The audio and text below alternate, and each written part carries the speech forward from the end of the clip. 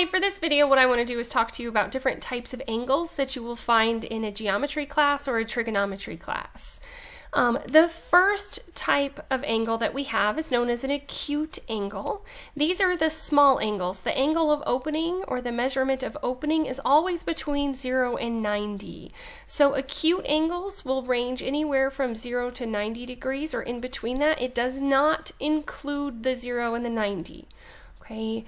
Inside of this, I have the symbol in case you're not familiar with this. This is theta, and theta is the Greek symbol that we use to represent or to denote an angle measurement. The second type that we have of angles are called obtuse angles. These are the angles that are a little bit wider. They have to be wider than 90 degrees but less than 180 degrees. So obtuse angles are the larger angles of opening that are between 90 and 180 degrees. Again, it does not include 90 or 180. The next type that we have are what are known as right angles, and right angles are always 90 degrees. You will know that an angle is a right angle by this little box inside. If you see this box inside of any angle, that means it's 90 degrees. Don't always assume that it's a right angle just because of how it's drawn. It does have to have either in the instructions that it says that it is a right angle, or it has to have this little box to say that it's a right angle. The next one that we're going to talk about is a straight angle. A straight angle is a straight line.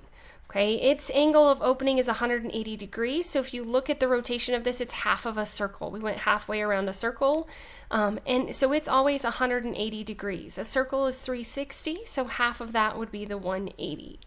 Okay, again, the theta inside is just a way of denoting the angle measurement. So a straight angle is always 180 degrees.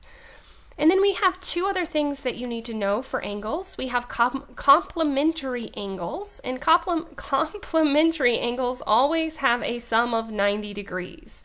So complementary angles always have a sum of 90 degrees.